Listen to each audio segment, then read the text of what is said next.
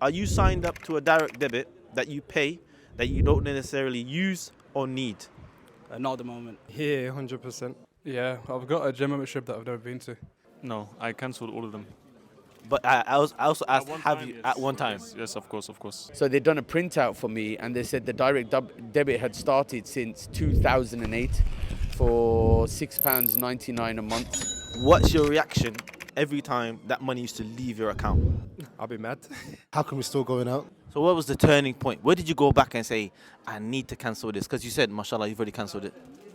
When I realized that I wasn't making use of this, so it was just coming out for no reason. What if you set up a direct debit with the masjid? What do you think your reaction would be every time the money left your account if you were giving it towards the masjid? If it's going towards a good cause, then alhamdulillah, I'll be happy. Because it's not a waste, you know what I mean? It's sadaqah. You're going to be rewarded for it. It's helping the people, it's helping the ummah, it's helping the masjid. You know, there's many benefits behind it. And Allah Azza wa Jalla says in the Quran that spend out of what I have given to you.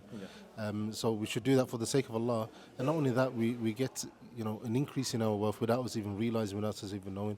The way I feel, obviously, barakah is a blessing. Charity, obviously, always comes back. I think setting up something for the masjid, £5, £10, you wouldn't even feel it. You wouldn't even have to put it in a budgeting form or anything like that. You wouldn't have to even think about it, to be honest. But inshallah, you see it on the Day of Judgment, right? Inshallah. That wraps up our social experiment for today. With Jum'ah giving, you can set up a direct debit with us to ensure that you never miss giving a donation for the sake of Allah every single Jum'ah.